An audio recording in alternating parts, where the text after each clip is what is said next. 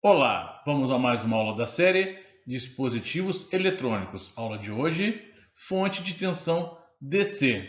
Passaremos pelos transformadores, retificador, filtro e regulador. Vamos fazer um projetinho para aprender na prática. Eu sou o professor Ângelo Márcio de Paula. Boa aula! Esses são os módulos de uma fonte de tensão. O sinal AC da rede 127 volts eficazes entra pelo transformador, é adequado o seu valor de acordo com o projeto da fonte, retificado, filtrado e regulado, saindo lá nos terminais de saída da nossa fonte um sinal contínuo. Essa é a nossa fonte elementar completa. Ela já funciona e pode ser aplicada comercialmente. O primeiro módulo é o transformador e temos nele uma saída correspondente ao valor que vai ser aplicado na nossa fonte. Entra 127 volts, temos um fusível que vai proteger esse transformador, uma relação de espiras V1 sobre V2 vai ser sempre igual a N1 sobre N2 e I2 sobre I1, ou seja, a tensão e o número de espiras são proporcionais e o número de espiras em relação à corrente é inversamente proporcional. Dessa forma já é possível fazer um primeiro teste. Vamos colocar um voltímetro na escala C para medir a tensão eficaz dessa fonte. Estamos medindo 8,2 volts eficazes. Aqui eu apresento um transformador com derivação central. Esse transformador temos que usá-lo de forma complementar, ou seja, de um terminal ao terminal central e o outro terminal. Na verdade, um transformador de 24 volts, estaremos usando 12 volts e 12 volts, e não 24 volts no total. A tensão de saída considerada para a nossa fonte seria de 12 volts e não de 24. E os sinais são complementares. Há um tipo de retificador especial para ser utilizado com esse tipo de transformador, que veremos a seguir. Temos aqui um transformador com mais de um secundário. Por exemplo, a primeira medição é 10 para 1, 120 dividido por 10, ou seja, 12 volts. O segundo estará medindo 24 volts eficazes. 10 dividido por 2, 5. 120 dividido por 5, 24. Na terceira, fazendo a mesma relação, vamos medir 36, que é a relação de 10 para 3. Sempre assim, vamos voltar aqui na relação de 10 para 2.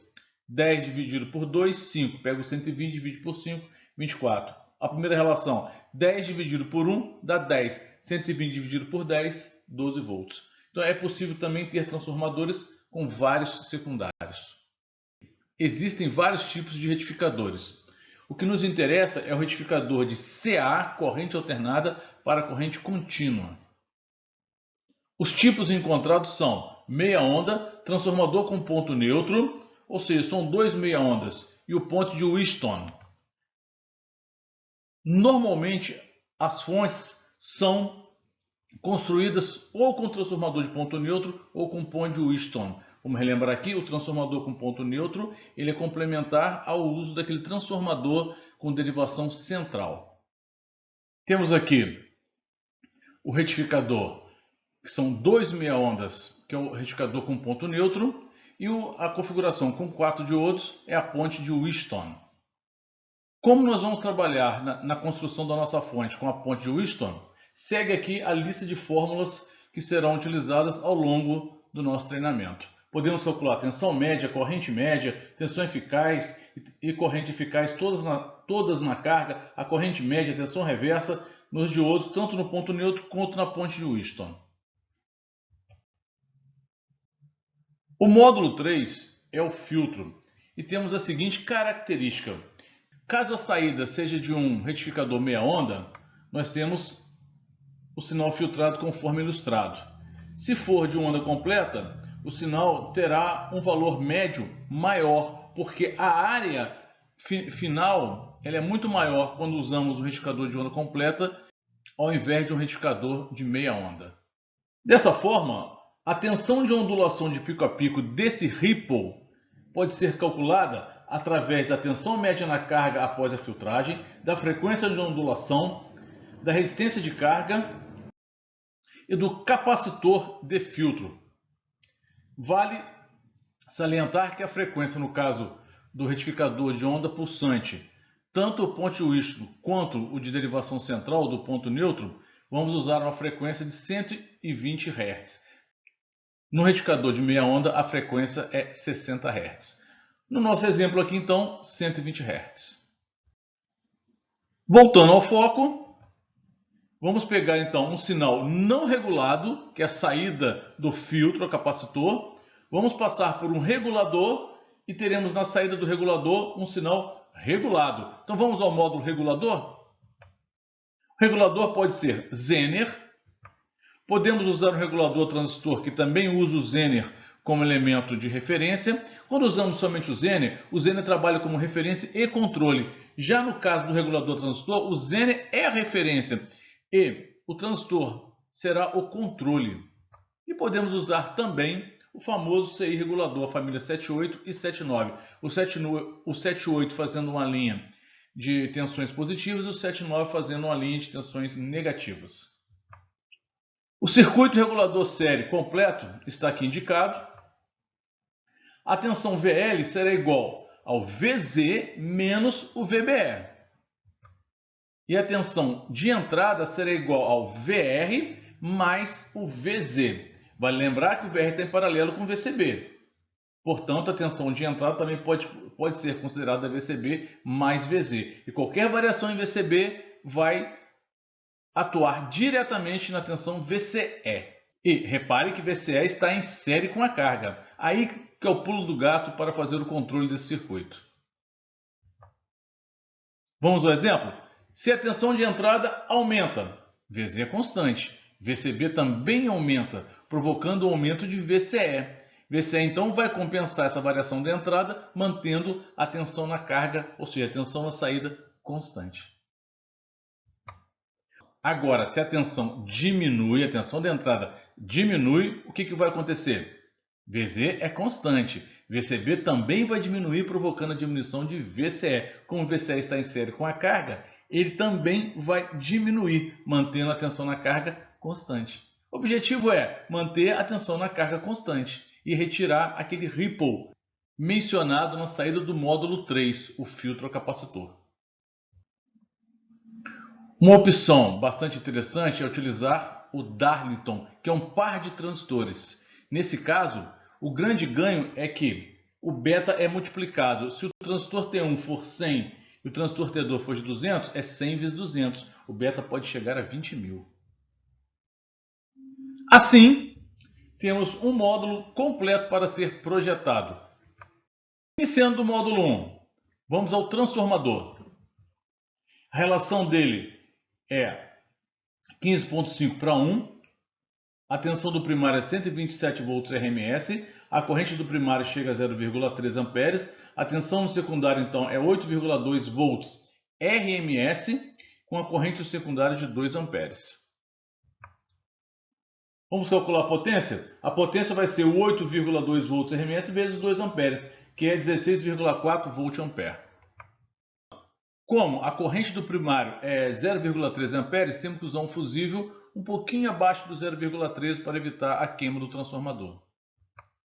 Quer fazer um teste? Coloque uma carga de 4 ohms e veja o que vai acontecer com esse fusível. Use um fusível de 0,12 amperes. Só um teste. O módulo 1 pode ser testado, conforme indicado, conforme ilustrado, usando uma carga de 1 kΩ. Aqui você pode testar usando uma carga de 4 ohms para ver o que vai acontecer com o nosso fusível. Está aqui registrado com o multímetro na escala de tensão AC, 8,2 volts eficazes. O módulo 2 é o retificador. Vamos utilizar aqui o nosso diodo, 4 diodos para construir a ponte conforme indicado no desenho. A especificação desse diodo ele tem que ter uma corrente máxima maior ou igual a 1 ampere e a tensão reversa maior ou igual ao V máximo do circuito. Aqui vamos utilizar um diodo bem baratinho e simples, que é um N4001. Ele tem 1 ampere de corrente sobre ele e 50 volts de tensão reversa. O circuito já pode ser testado e temos que usar agora um osciloscópio para fazer a medição na saída desse retificador. A tensão máxima que será igual a tensão eficaz vezes raiz de 2, ou seja, raiz de 2 vezes 8,2. Teremos uma tensão de secundário máxima aqui de 11,6 volts. A tensão na carga máxima será esse 11,6 volts menos 2 vezes a tensão no diodo. Vamos descontar aqui o V gama do diodo, normalmente 0,706. Totalizando uma tensão máxima na carga de 10,2 volts, já descontada a tensão no diodo. Dessa forma, o valor medido pelo osciloscópio está como indicado, medindo no ponto máximo da nossa onda 10,2 volts. A tensão média dessa onda pulsante é 2 que multiplica o V máximo sobre π. 2 vezes 10,2 volts sobre π, 6,5 volts.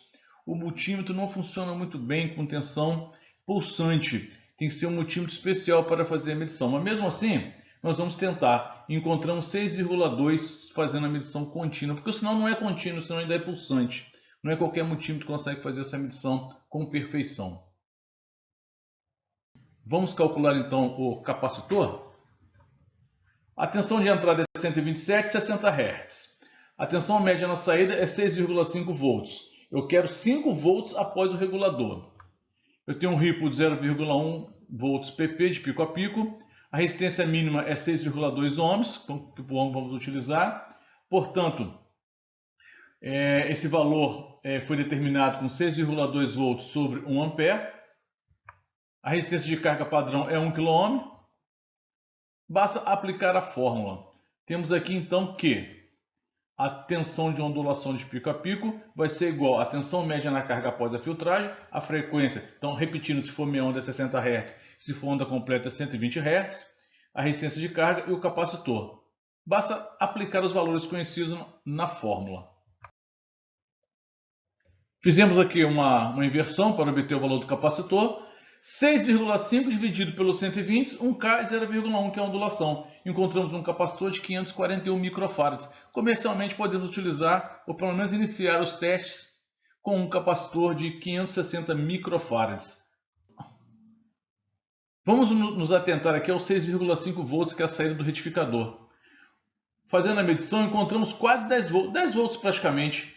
Ou seja, o uso do capacitor, está provado aqui que a tensão média ela sobe.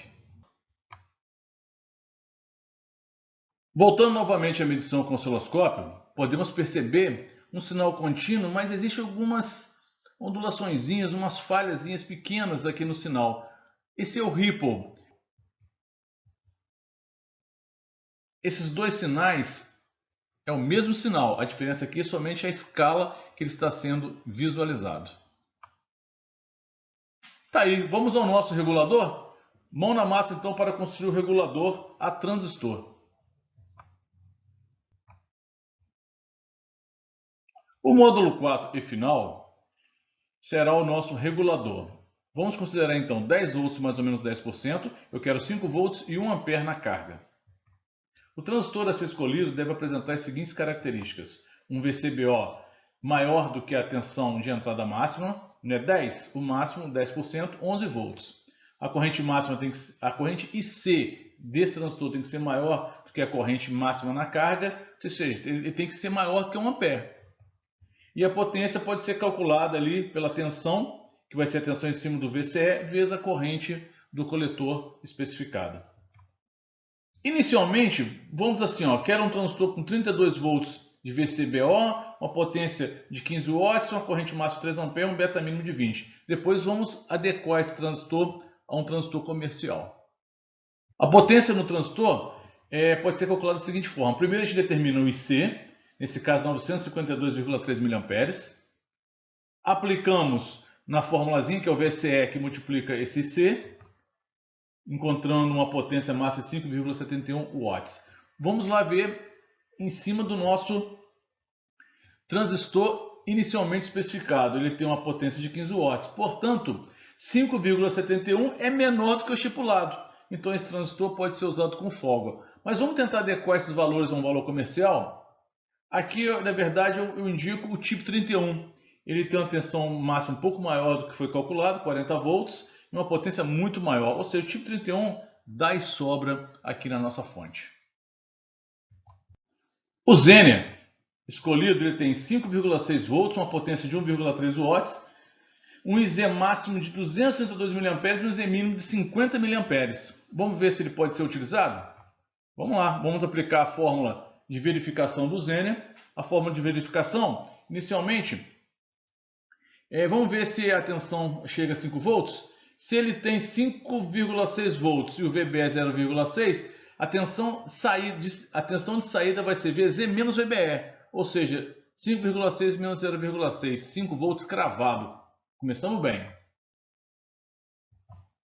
Agora vamos calcular o IB para aplicar aqui na fórmula de verificação do Zener. O IB é o IC que já foi calculado, dividido pelo beta mínimo, ou seja, o meu IB vai dar 47,6 mA. Dessa forma, o IZ máximo será igual a 155 mA. Ou seja, se ele suporta 232, legal, esse Zener está aprovado e pode ser utilizado. Vamos ao cálculo do R?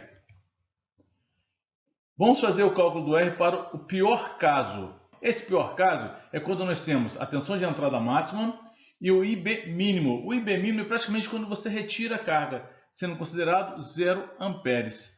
Então, essa resistência pode ser calculada com a tensão de entrada máxima menos VZ dividido pelo IZ máximo, que vai ser igual a 23,3. Na verdade, vou utilizar um resistor maior do que 23,2 ohms para a segurança do meu Zener. Agora, vamos fazer o caso da tensão de entrada ser mínima. A fórmula é a mesma, só a tensão que agora é a mínima. Ou seja, tensão mínima, 10 menos 10%, 9 volts. Vou encontrar um resistor de 34,83 ohms. Então, o resistor tem que estar entre os valores de tensão mínima e os valores de tensão máxima, me garantindo, então, um resistor entre 23,3 ohms e 34,83. O resistor dotado é de 33 ohms.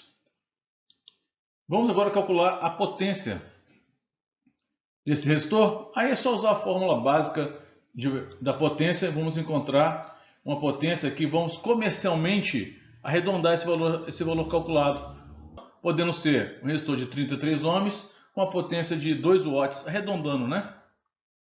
Bom, a nossa fonte está aí, pronta para ser utilizada conforme projetado. Os valores indicam aí 5,16 volts saída. Nesse caso, para uma carga de 1 kΩ, a corrente foi de 19 mA. Eu não aconselho você fazer na mão essa fonte. Na verdade, vamos utilizar um CI da família 78. Nesse caso, como a nossa fonte é de 5 volts, vamos utilizar um 7805. Essa opção ela é muito viável, ela tem uma série de características que compensa a sua utilização. Mas a grande vantagem é que tudo que a gente fez na mão já está tudo pronto, encapsulado no 7805. Já vem tudo pronto, eu só preciso saber da tensão de entrada fornecida, a tensão na carga e a corrente na carga. E basta eu acoplar esse CI na saída do meu filtro a capacitor. Aqui segue a sua simbologia, tanto do 78 quanto do 79. Repare que os terminais são diferentes. Porque o 78 é positivo e o 79 vai dar uma saída negativa. Ah, e muito importante, ele suporta até 1 ampere. Essas são as características: corrente 1 ampere, proteção térmica contra sobrecarga, proteção contra curto-circuito, encapsulamento PO 220, temperatura de menos 40 a 125 e a operação SOA, que vai garantir que ele não vai queimar à toa. E conforme apresentado, nós temos aqui vários CIs, cada um correspondendo a uma faixa de tensão. 7805, 09, 12, 15, 24 e a tensão de entrada deles. Por exemplo, o 7805 ele vai regular em 5 volts. Então ele precisa ter na sua entrada entre 7 e 20. O 7812, por exemplo, tem que ter em sua entrada entre 14,5 e 27 volts para regular 12 volts. O mesmo ocorrendo com a família 79, porém a saída será negativa. O fabricante indica essa configuração elementar com 2 capacitores, um na entrada e outro na saída. E para correntes acima de 1 ampere, podemos acoplar um transistor de potência, tipo o TIP 127 ou o TIP 42, o BD 536. A indicação das correntes estão aqui na minha tabelinha. que vai acontecer? Eu vou calcular o meu resistor de modo a fornecer corrente a partir de uma determinada corrente. Caso eu queira, por exemplo, que o transistor entre a partir de meio ampere, basta usar o IREG como meio ampere. O transistor entrará em operação fornecendo corrente para minha carga, ou seja, a carga será um somatório da corrente do transistor mais a corrente do próprio LM78. Muito interessante essa opção. Sabe-se que o LM78 ele já possui uma proteção contra curto-circuito internamente, mas o transistor que vai aumentar a corrente no circuito não tem essa proteção. Então é possível também construir um circuitinho que, quando a corrente ultrapassar um determinado valor, nós vamos projetar esse resistor RSC para garantir que, quando uma corrente ultrapassar um determinado valor, normalmente uma corrente curto-circuito, ele vai entrar em condução e drenar essa corrente para a terra. Ufa! Chegamos ao fim do módulo fonte de tensão DC. Aplicamos o conceito do retificador, filtramos esse sinal e fizemos um regulador discreto. Depois substituímos esse regulador discreto pelo nosso CI 7805. A aula foi excelente, né? Então, até o próximo módulo e muito obrigado.